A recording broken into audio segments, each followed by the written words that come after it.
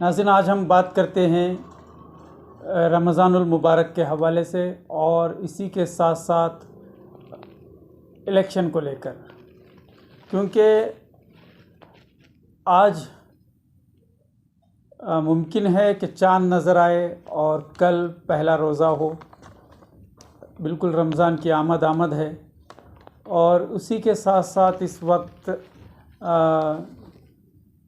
रियासत कर्नाटक में इलेक्शन होने को हैं। 2023 असम्बली इंतखाबात हमारे सामने हैं। तो इस पर हमने हाल ही में एक रिपोर्ट बनाने की कोशिश की थी फेसबुक लाइव के ज़रिए। कुछ वहाँ पर साउंड सिस्टम में टेक्निकली प्रॉब्लम्स की वजह से वो मैसेज हमारा हर एक तक नहीं पहुँच पाया। तो दोबारा एक बार फिर मैं इस मैसेज को लेकर, इस पैगाम को लेकर, एक संजीदा पैगाम को लेकर मैं इस वक्त आपके साथ जुड़ रहा हूँ। दरअसल बात यह है कि रमज़ान की आमद है। आप तमाम को रमज़ानुल मुबारक की बहुत बहुत मुबारकबाद। रमज़ान और इलेक्शन, ये दोनों माहौल इस वक्त रियासत भर में देखा जा रहा है। एक तरफ जहां इबादतों को लेकर मुसलमान मसरूफ़ होंगे, मसाजिद में नमाज़ों का अहतमाम भी पाबंदी के साथ होगा, रोज़े व तरावे का अहतमाम होगा, दुआओं का अहतमाम होगा। इस पूरे बिज़ी शेड्यूल में रमज़ान मुकम्मल एक मुसलमान के लिए एक बिज़ी शेड्यूल हुआ करता है। बिल्कुल वक्त वहाँ पर नहीं होता। इबादतों में अक्सर मुसलमान मसरूफ़ हो जाते हैं, ख़वातीन भी घर की मसरूफ़ हो जाती हैं। ऐसे में इलेक्शन का माहौल गर्म है। हर तरफ कहीं ना कहीं सियासी एक्टिविटीज़ जारी हैं और सियासतदानों से जुड़े हुए लोग भी हैं। मुसलमान भी सियासी पार्टियों से, अलग अलग पार्टियों से जुड़े हुए हैं। तो इस बीच यहाँ पर बताने का और आज के इस एपिसोड को पेश करने का मकसद यही है कि सियासत कितनी अहम है और रमज़ान कितना अहम है। बल्कि यहाँ पर ये दोनों बातें समझने की हैं कि रमज़ानुल मुबारक बहुत बाबरकतों वाला महीना है और ये बहुत किस्मत वालों को मिलता है। तो इसका इंतज़ार हमें साल भर रहता है और रमज़ान में इबादतों को लेकर, रोज़े और तरावी को लेकर संजीदगी हमारे अंदर देखी जाती है। तो ये बहुत इम्पोर्टेंट है, बहुत अहम है। इसकी अहमियत और इसका एहतराम हम पर लाजमी है। और वहीं इलेक्शन को लेकर बेदारी और इलेक्शन सियासत को लेकर बेदारी हमारे अंदर होनी भी चाहिए, क्योंकि ये एक अहम हिस्सा है मुसलमानों का सियासत में हिस्सेदारी। मुसलमानों की सियासत में हिस्सेदारी होना भी बहुत अहम है, लेकिन इन दोनों को अलग अलग रखकर हमें काम करना होगा। इबादतें अपनी जगह होंगी, तरावी अपनी जगह होंगी, रोज़े अपनी जगह होंगे और सियासत अपनी जगह होगी। इन दोनों को मिलाने का काम हरगिज़ न किया जाए, क्योंकि ये अलग बात है कि सियासत मज़हब इस्लाम से हटकर तो नहीं है, सियासत होनी चाहिए। लेकिन इस वक्त जिस तरह की सियासत या सियासी माहौल हम आसपास देख रहे हैं, इसको मज़हबी सरगर्मियों से, हमारी इबादतों से जोड़ने की कोशिश न की जाए। जैसे मैंने कहा था कि इस वक्त सियासी पार्टियां अक्सर रमज़ान का मुबारक महीना भी है तो अच्छा है, एक बहुत ही सुनहरा मौका सियासतदानों के लिए ये है कि यहाँ मुसलमानों को किस तरह से खुश किया जाए। तो मुसलमानों को खुश करने के लिए रमज़ान का मुबारक महीना उनके पास है, तो वो ये कर सकते हैं कि अफ्तार पार्टियों का एहतमाम करेंगे। जगह जगह अफ्तार पार्टियां होंगी, अलग अलग पार्टियों की जानिब से अफ्तार पार्टियां होंगी, अलग अलग पार्टियों की नुमाइंदों की जानिब से अफ्तार पार्टियां होंगी, मसाजिद में अफ्तार पार्टियों का एहतमाम होगा। तो यही सबसे बड़ा मसला है कि सियासतदानों से या सियासतदानों की जानिब से या सियासी पार्टियों की जानिब से अफ्तार पार्टियों का एहतमाम जब होता है तो ये कहाँ तक जायज़ है, इसे तस्लीम कर लेना भी चाहिए या नहीं। इस पर मैं सिर्फ सवाल उठा रहा हूँ, मैं इसका जवाब नहीं दे रहा हूँ, क्योंकि मुझे जो कन्फ्यूज़न है, मुमकिन है कई लोगों को कन्फ्यूज़न है, तो मैं यहाँ पर सवाल उठा रहा हूँ। बाकी अफ्तार पार्टियाँ करना जायज़ है नाजायज़ है, वो बताने का काम जो है उलमा इकराम करेंगे। और ये उलमा इकराम ही की ज़िम्मेदारी है कि शरई हैसियत इसकी क्या है, इस्लाम में इसकी कितनी इजाज़त है, इस पर उलमा रोशनी डालने का काम करें और उम्मत की रहनुमाई फरमाएं कि सिर्फ रमज़ान में ज़कात निकालने के हवाले से, ज़कात अदा करने को लेकर, तरावे और रोज़ों के अहतमाम को लेकर, मदारिस के चंदे या मस्जिदों के चंदे को लेकर, मीनार बटाने को लेकर, इसी पर बात नहीं की जा सकती। इस वक्त ये वक्त का तकाज़ा है।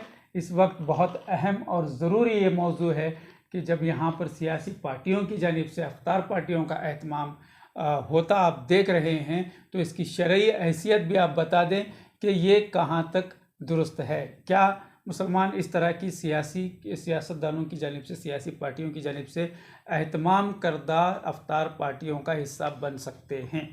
इस पर उलमा कराम को रोशनी डालनी होगी, जुम्मा के खुतबात के ज़रिए ये पैगाम देना होगा, क्योंकि अभी रमज़ान शुरू भी नहीं हुआ। वो कहते हैं, आमतौर पर यहाँ ये कहा जाता है कि अभी गांव बसा नहीं लुटेरे आ गए। इस तरह का मामला यह है कि 2-4 दिन कबल मुझे एक शहर से, फ़लाँ एक शहर से मुझे हमारे एक ख़ास दोस्त ने कॉल किया। उसने कहा कि हमारे एक फ़लाँ सियासी पार्टी की जानिब से हम दूसरे या तीसरे रोज़े के मौके पर अफ्तार पार्टी का एहतमाम कर रहे हैं, और उस पार्टी के इन्विटेशन के लिए आप उर्दू में एक मैसेज बनाकर भेज दें। तो खैर, मैंने उसको जो कहना था वो कह दिया। तो अभी से शुरू हो चुकी हैं तैयारियां अफ्तार पार्टी को लेकर।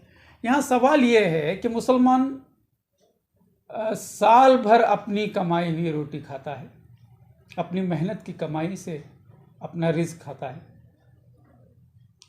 अपने बीवी बच्चों को खिलाता है, अपना घर चलाता है।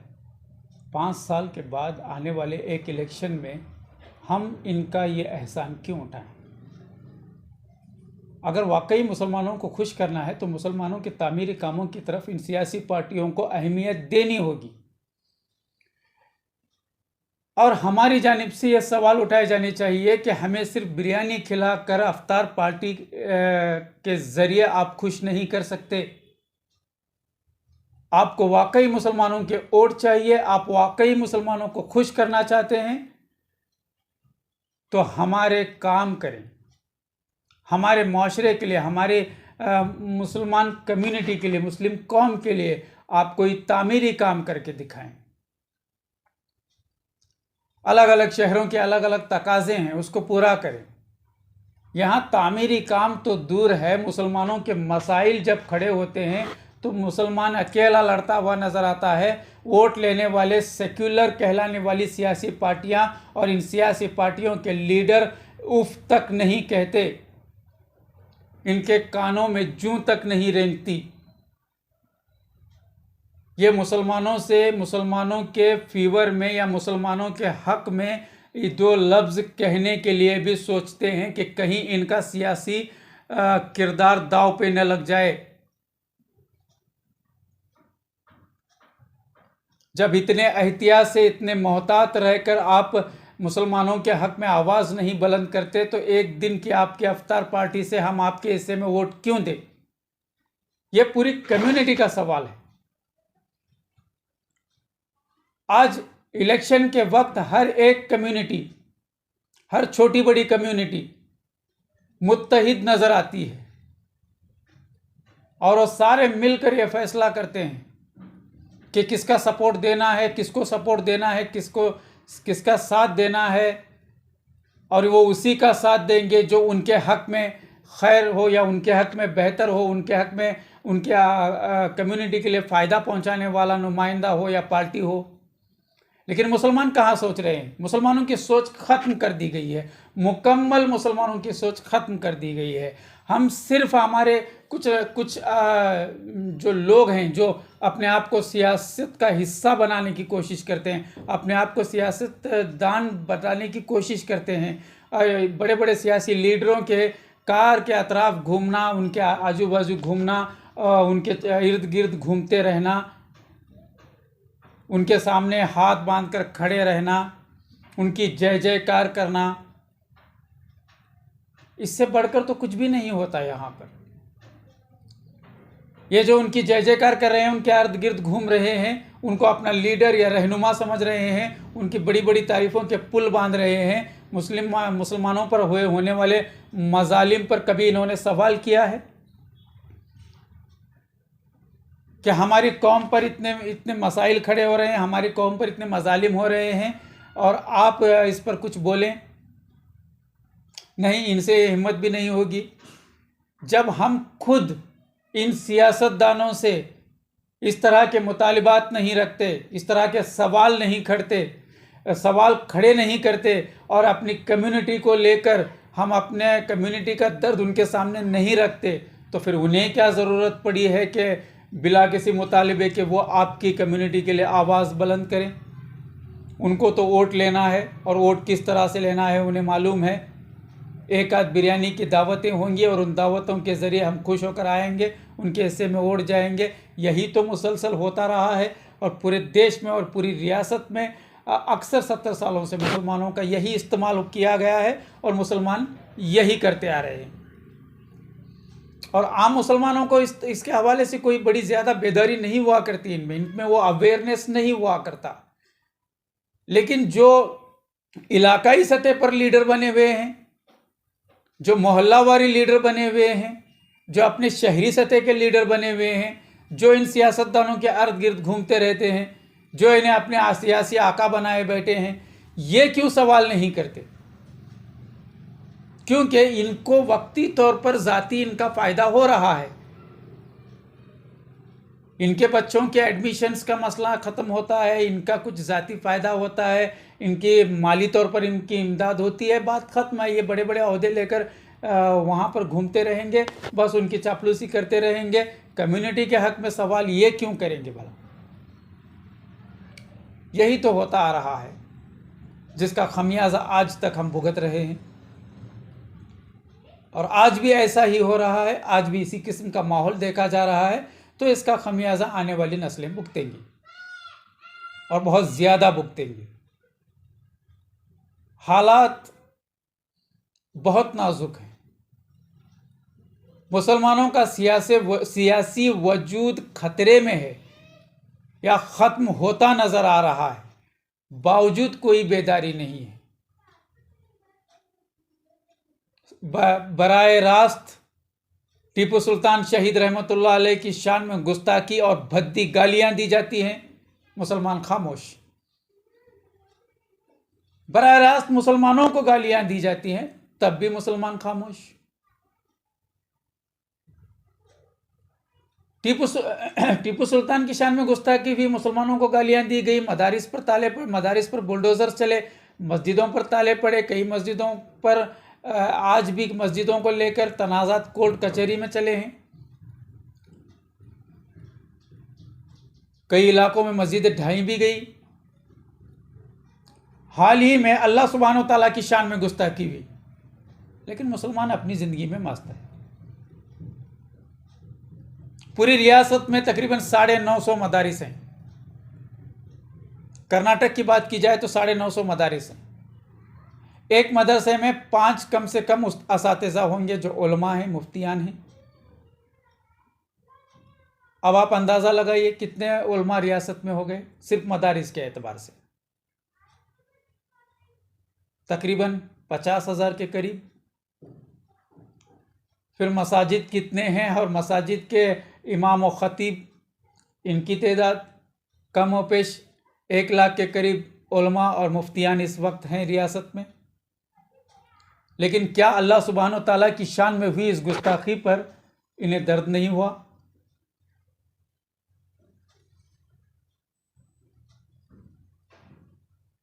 क्यों दर्द नहीं हुआ? यह अफसोस की बात है।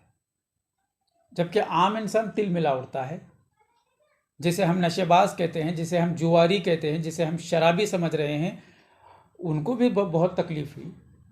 यह अलग बात कि इस कानूनी दायरे में रहकर इस पर क्या करना है उन्हें मालूम नहीं है, लेकिन वो गली के चौराहे पर खड़े होकर कम से कम उसकी मजम्मती जुमले तो कह रहे हैं, उस पर गौर तो कर रहे हैं, कहने वाले को गालियां तो दे रहे हैं, बुरा भला तो कह रहे हैं, उन्हें दर्द हुआ है। लेकिन जो अल्लाह और अल्लाह के नबी का नाम लेकर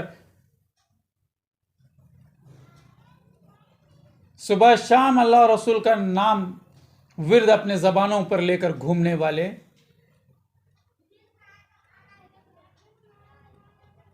मिंबर रसूल से अल्लाह और रसूल की एहतराम और अल्लाह और रसूल के दीन की तालीमात देने वाले खामोश क्यों हैं? क्या दर्द नहीं हुआ आपको?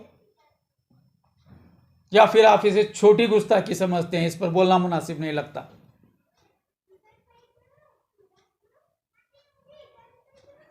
बहुत एक अजीब सा माहौल है, इस तरह का सन्नाटा। लेकिन ये सन्नाटा दायमी नहीं है, ये भी याद रखें। ये सन्नाटा, ये खामोशी उलमा करम की, ये रहबरान मिल्लत की खामोशी, ये हमारे लीडरान की खामोशी, ये दायमी नहीं है, ये हमेशा की नहीं है। अब बहुत बोलेंगे, अब सारे बारिश के मेंढक की तरह मैदान में आ जाएंगे, क्योंकि इलेक्शन है और रमज़ान है। दो सुनहरे मौके हमारे पास है मैदान में आने के। रमज़ान में वैसे भी ज़कात और चंदे के लिहाज से हम मैदान में आ ही जाते हैं, इस बार इलेक्शन को लेकर भी हम मैदान में आ जाएंगे। फलां पार्टी को वोट देने का मुतालिबा करेंगे, अलग अलग हवाले से समझाएंगे, कुरान और हदीस की बातें करेंगे। वोट देना शहादत है, गवाही देने के बराबर है, इस्लाम में इसकी बड़ी हैसियत है। वोट हमें से ऐसे नुमाइंदे को देना होगा जो ईमानदार हो, जो कौम के हक़ में बेहतर हो। ठीक है, आप इस बार भी आएँ, आपको हम रोक नहीं सकते, आपका अपना हक़ है, आप आएँ, कौम को बताएं। लेकिन सवाल ये है कि बेहतर नुमाइंदा कौन है, ज़रा वो तो बताएं। जिसने मुसलमानों के मसाइल पर खामोशी इख्तियार की हो, उस नुमाइंदे को वोट किस बुनियाद पर दी जाएगी? हिजाब पर हमारी बच्चियों को स्कूलों और कॉलेजेस के सामने गेट के बाहर खड़ा करके इनके बुरके उतार दिए गए। सबसे बड़ी जिल्लत का मकाम था कौम के लिए। उस वक्त भी इन सियासी लीडरान ने उफ तक नहीं कहा, ये खामोश रहे। हलाल और झटके के नाम पर बड़ी सियासत हुई, इस पर भी मुसलमान लीडरान, रहबरान मिल्लत, उलमा कराम खामोश रहे।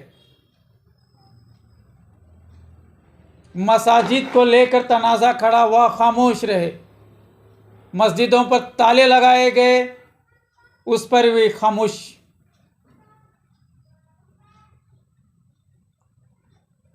हर मुद्दे पर खामोश। तौहीन रिसालत के मामले पर कोई किसी मदरसे से, किसी मस्जिद से, किसी पर्टिकुलर आलिम से कोई मजम्मती बयान तक जारी नहीं होता, यहां भी खामोश। पूरी कौम को गालियां दी जाती हैं, खामोश। इस वक्त अल्लाह सुब्हानो तआला की शान में गुस्ताखी भी, एक मजम्मती बयान नहीं आया, किसी ने कंडम करने की जरूरत नहीं की। उल्टे इन लोगों को हम देख रहे हैं कि सियासतदानों के अर्द गिर्द घूमते हुए इनका जो है क्या कहते हैं कि कैंपेनिंग कर रहे हैं।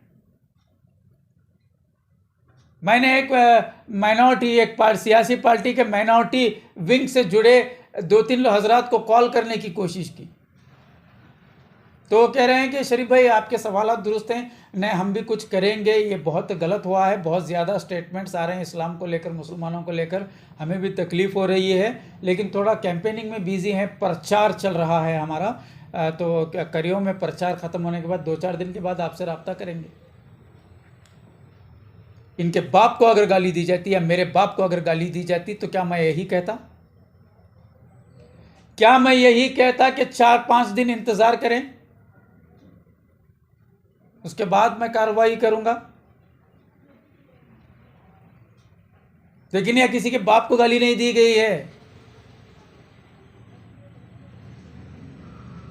बराह रास्त अल्लाह सुब्हानो तआला की शान में गुस्ताखी होती है। तो कितनी मोहब्बत है अल्लाह और रसूल से, अपने असलाफ से, बुजुर्गान दीन से, कि उनकी शान में गुस्ताखी होने पर भी हमारे कान पर जूं तक नहीं रखती और हमें इसका एहसास तक नहीं होता, यह हमें बुरा भी नहीं लगता। तो क्या फ़ायदा ऐसे बड़े बड़े पोस्टों पर रहने का? मुसलमानों के आला ओहदों पर रहने का कोई फ़ायदा नहीं है। उससे बेहतर तो आम आदमी है जो कम से कम अपने गली के चौराहे पर खड़े होकर मजम्मत करता है, कम से कम अपने बीवी बच्चों के सामने तो उसका तज़किरा करके उसको बुरा भला कहता है। न्यूज़ देखते हुए, टीवी देखते हुए वो गुस्से में तो आ जाता है। ईमान का आखिरी दर्जा यही है कि कम से कम उसे बुरा तो समझा जाए। लेकिन नाम निहाद लीडर्स और जिनसे उम्मीदें और जिनकी रहबरी की तवक्को कौम लिए बैठी है, वहाँ से तो कोई हलचल या कोई दर्दमंदाना एक जज्बा नज़र नहीं आता।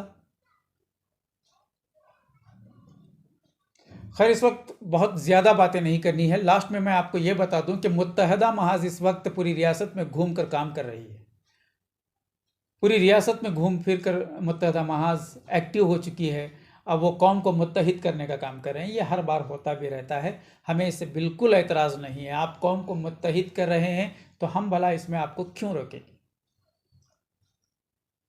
अच्छा काम है, खैर का काम है, आप करें।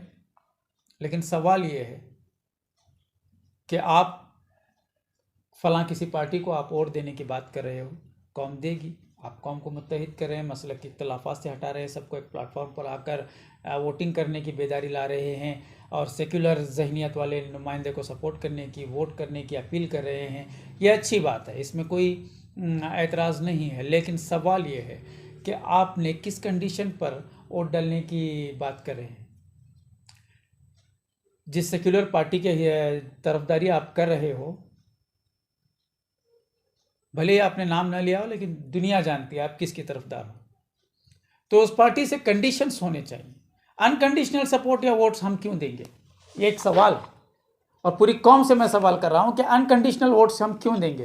क्या हम इतने गैर गुजरे हैं कि कोई भी आए और हमारा वोट लेकर हुकूमत करे और कल को हम पर होने वाले मजालिम पर ये फिर खामोशी रहें?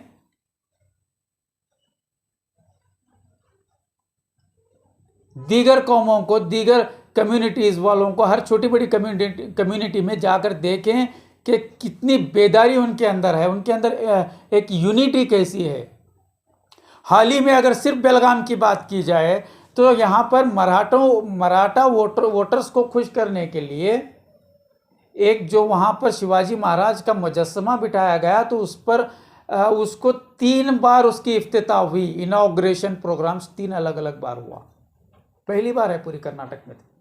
एक मुजस्समे का 3 बार इफ्तिताह इसलिए भी हुआ कि हर सियासी पार्टी उन वोटर्स को खुश करना चाहती है। तो ये है मराठा वोटर्स की ताकत, उनके अंदर की यूनिटी, कि हर सियासी पार्टी उन्हें खुश करके उनके वोट लेना चाहती है, उनके मुतालिबात पूरे करने के लिए एक पांव पे खड़े हैं आज।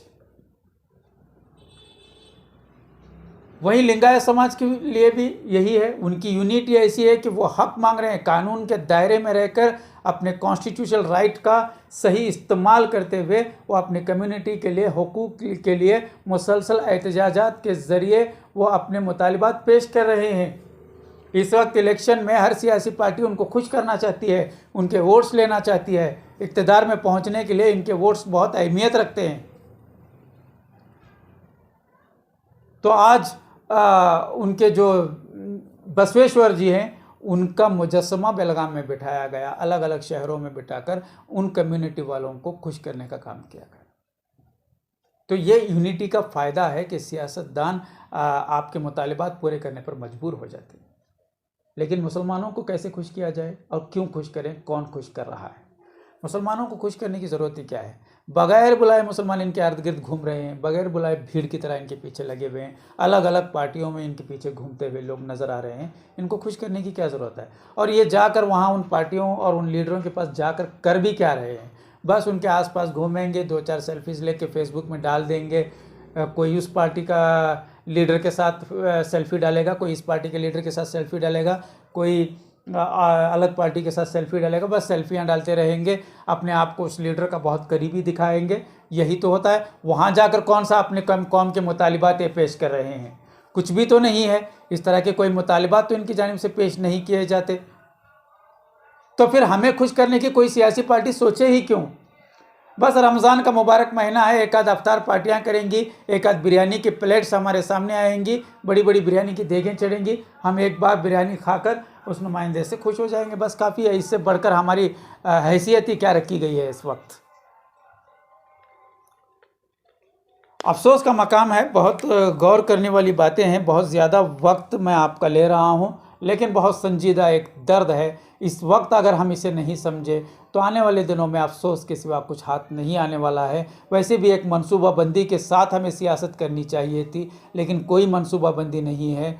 और मुत्तहदा महाज सिर्फ मुत्तहिद करने का इलेक्शन के वक्त में सोचती है, बाकी औकात में तो किसी मसले पर ये अपने सियासी पार्टियों से कुछ पूछने का काम भी नहीं करती, हमारे ऊपर मजालिम पर ये सवाल नहीं उठाते और दूसरे मामलों पर ये मुत्तहिद करने के लिए कभी मैदान में नहीं आते। बारिश की मेंढक की तरह 5 साल में आएंगे और इस तरह से कौमों को एक पार्टी की तरफ हाँकेंगे और हम भी भेड़ बकरियों की तरह हैं कि कोई भी चरवाहा आएगा और हमें हाँक कर एक तरफ लेकर जाएगा, हम उस चरवाहे के पीछे गर्दन झुकाए हुए घास खाते हुए वो जिधर जा रहा है उधर जाएंगे। वो कभी गड्ढे में जाएगा, कभी ऊंचाई पर जाएगा, कभी जंगल में जाएगा, कभी सहरा में जाएगा, हम उधर जाते रहेंगे। हमारे पास ना अपनी खुद की सोच है, ना अपने पास कोई मंसूबा है। जो चरवाहा जिस तरफ हाँकता है हम उस तरफ जाते रहते हैं। यही तो इस वक्त का मसला है और यही हाल अगर बरकरार रहा तो बहुत ज़्यादा वक्त नहीं है कि हमारे पास बहुत पछतावे के अलावा कुछ नहीं होगा और उस वक्त हमें एहसास होगा कि हमने अपने आने वाली नस्लों का मुस्तकबिल अंधेरे में झोंक दिया है और उस वक्त कुछ कर भी नहीं सकती। ये इलेक्शन इतना इम्पोर्टेंट है कि यहाँ से एक नए सिस्टम का आगाज़ होने वाला है।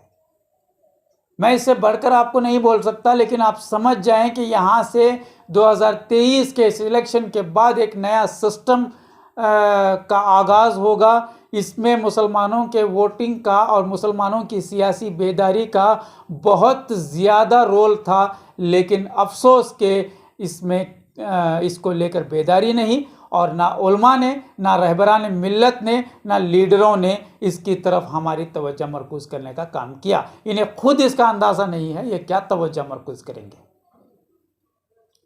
अफसोस की बात है।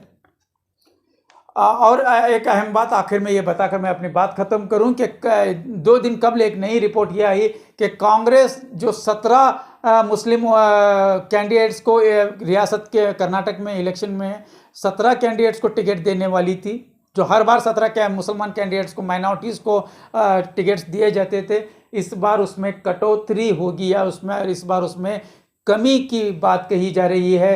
5 सीट उसमें से काट दिए गए हैं और सिर्फ 12 मुस्लिम कैंडिडेट्स को ही टिकट दी जाएगी। ये इस वक्त की एक बहुत ही अहम खबर है और यहाँ पर अंदाज़ा लगाया जा सकता है कि मुसलमानों का सियासी वक़ार किस तरह से गिराया जा रहा है और गिर रहा है और हमने वो मियार नहीं बनाया, इसलिए 5 सीट्स इस बार काट दिए गए हैं। अब 17 मुस्लिम MLAs मैदान में नहीं होंगे, 12 होंगे और जो 5 काट दिए गए हैं उसके लिए ये बताया गया है कि जीतने वाले उम्मीदवारों को ही टिकट दी जाएगी और जहाँ पहले से किसी नुमाइंदे को हार का सामना करना पड़ा है तो उसे दोबारा टिकट देना खतरा समझ रही है कांग्रेस और तो उसे टिकट नहीं दी जाएगी और उसके बदले किसी दूसरी कम्युनिटी को वहाँ से टिकट दी जाएगी। ये भी एक इस वक्त का बहुत बड़ा अलमिया है कि 17 तो बड़ी कोई तादाद नहीं थी, लेकिन उसमें से भी 5 घटा दिए है कांग्रेस ने।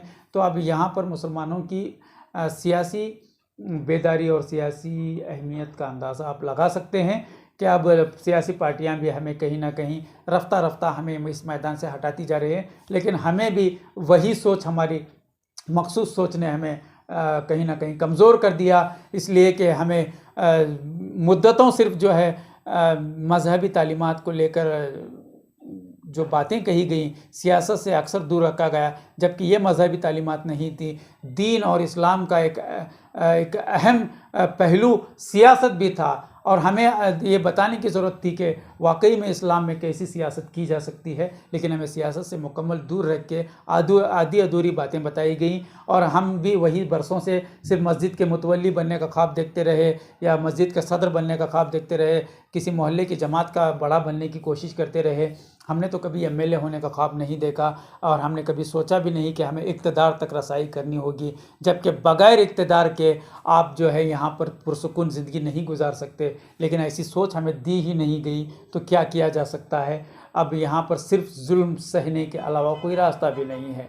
तो इस इलेक्शन में एक बहुत ही एक सुनहरा मौका है मुसलमानों के पास। अगर वक्त तो वैसे भी बिल्कुल ज़ाया हो चुका है, इसमें कोई दो राय तो नहीं है, लेकिन फिर भी एक कोशिश की जा सकती है मायूस हुए बगैर। आज भी मुसलमान अपनी सियासी मनसूबाबंदी करके अपने लीडरान और उलमा कराम को के साथ मिल बैठकर एक मनसूबाबंदी के साथ काम करें, तो कम अज़ कम इतना कर सकते हैं कि जहाँ पर हमारे वोट्स जा रहे हैं वहाँ से कंडीशन की जाए कि वो हमारे लिए आने वाले दिनों में क्या करेंगे, हमारे बच्चों के लिए बेहतरीन तालीमी निज़ाम का क़याम करेंगे, या हमारे शहरों में कम्युनिटी हॉल का क़याम करेंगे, दीगर जो भी माइनॉरिटीज़ की स्कीम्स हैं वो हम पर लागू करने के, हम तक पहुंचाने का काम करेंगे। इस तरह के कंडीशंस करके हमें वोट देने होंगे। और जब इलेक्शन के बाद जब वो नुमाइंदा चुन कर आता है वो कंडीशंस पूरे नहीं होते तो कम्युनिटी के ज़िम्मेदारान की ज़िम्मेदारी है कि वो जाकर उससे सवाल करने की हिम्मत जुटाएं, तब जाकर हम एक किसी मकाम पर पहुंच सकते हैं,